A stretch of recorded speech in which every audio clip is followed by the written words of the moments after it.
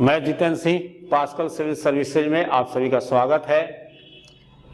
पिछले वीडियो में हम लोग जो है हाई कोर्ट को देखे, बहुत शॉर्ट फॉर्म में उसको लाया गया, परीक्षा ओरिएंटेड ही है, इसलिए उस वीडियो को देखकर जो है आप क्वेश्चन बना सकते हैं।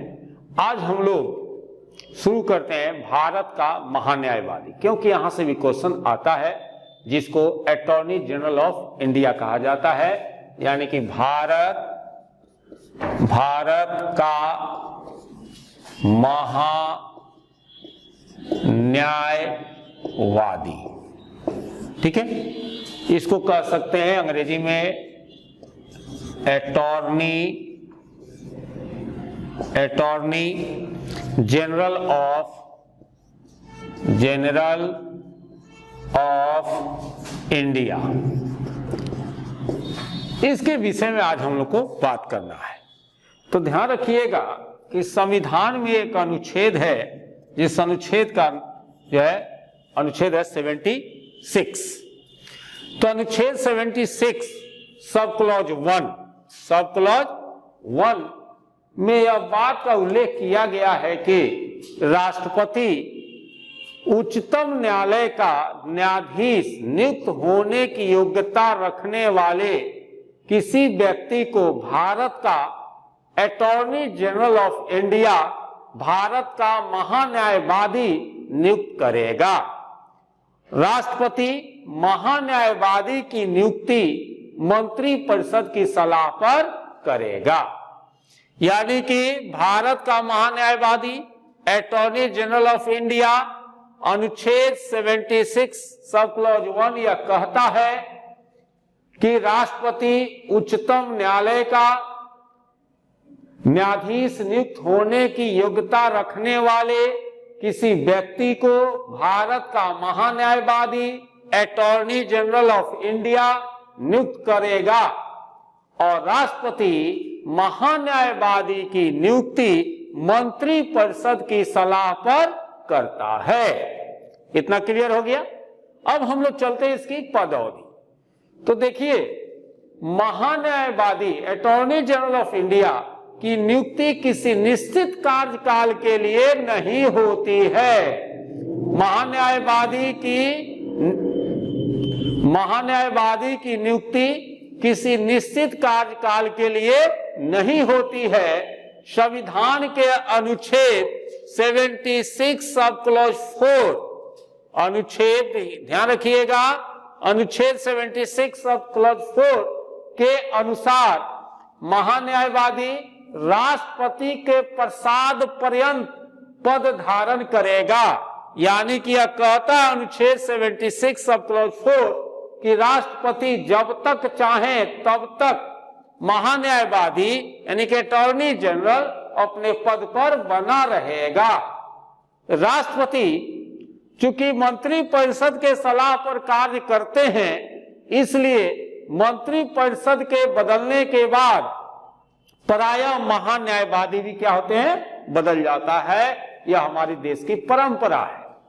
ठीक है, यानी कि जैसे सरकार मंत्रिपरिषद बदलेगी, महान्यायवादी भी क्या होता है, बदल जाता है। एक परंपरा है। ठीक है, तो महान्यायवादी की नियुक्ति किसी निश्चित कार्यकाल के लिए नहीं होती है। संविधान के अनुच्छेद 76 सब क्लॉज 4 के अनुसार महान्यायवादी राष्ट्रपति के प्रसाद पर्यंत पद धारण करेंगे।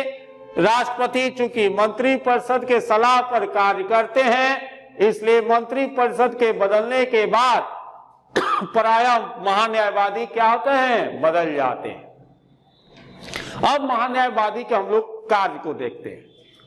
तो सबसे पहले ध्यान रखिएगा कि परीक्षा में पूछता है कि भारत का प्रथम विधि अधिकारी कौन होता है।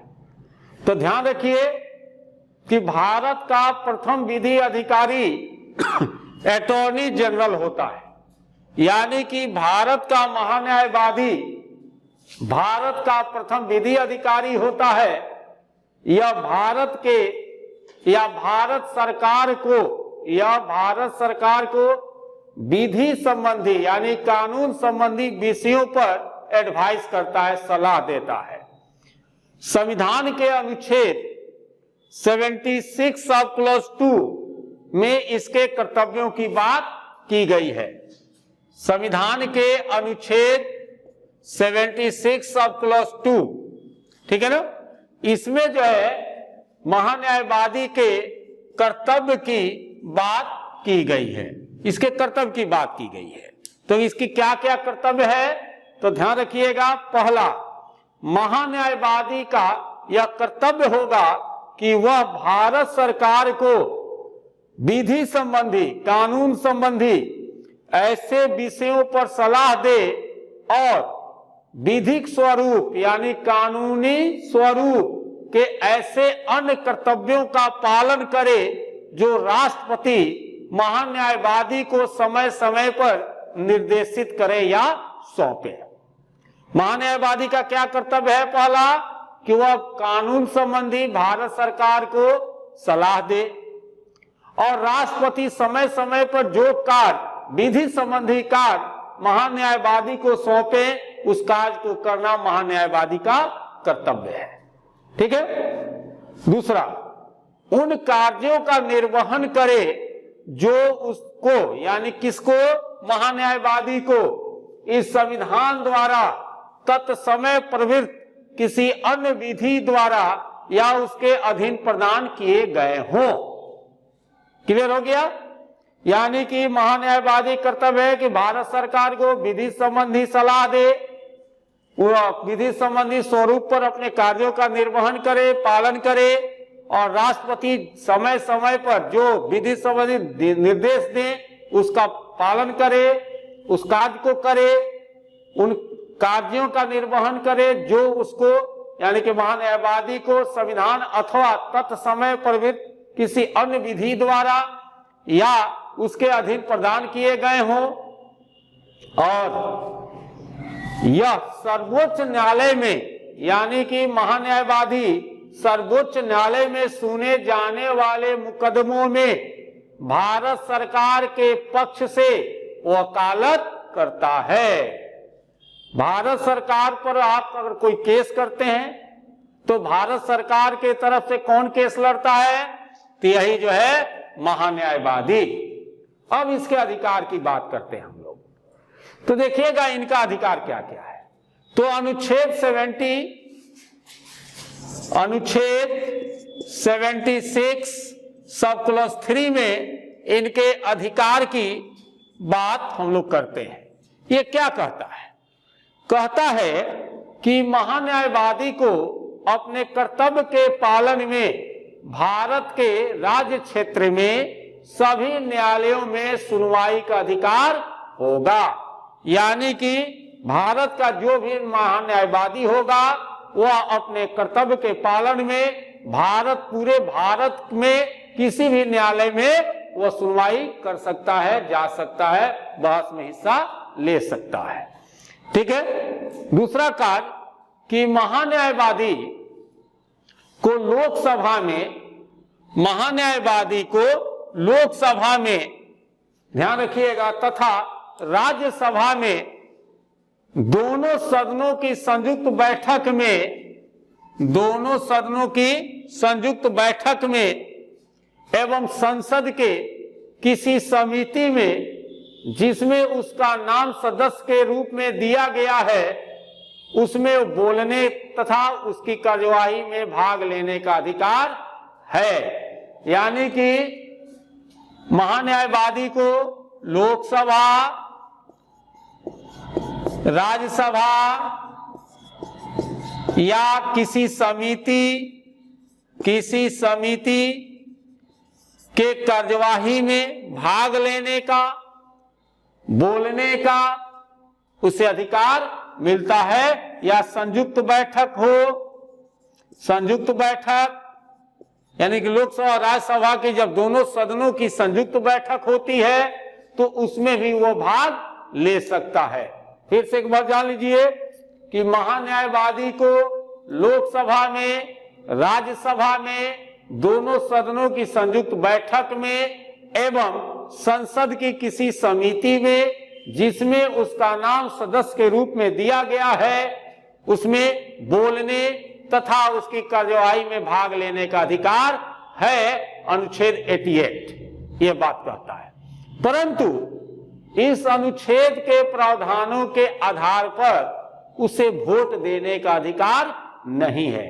अगर मान लीजिए किसी लोकसभा में किसी बात पर बहस, कोई कानून पर बहस हो रही है और उसमें मत विभाजन की बात आ गई, तो अटॉर्नी जनरल उसमें अब बोल सकता है, लेकिन जब मत विभाजन की बात आएगी तो वोट नहीं दे सकता है।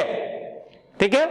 तीसरा पॉइंट है कि महान्यायवादी को अपने पद के आधार पर संसद के सदस्यों के अनुरूप विशेषाधिकार एवं उन्मुक्तियां भी प्राप्त है।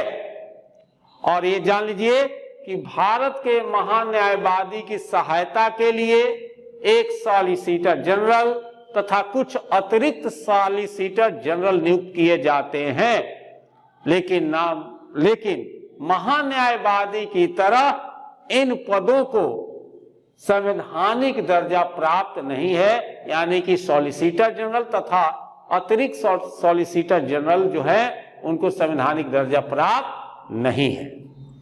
ठीक है।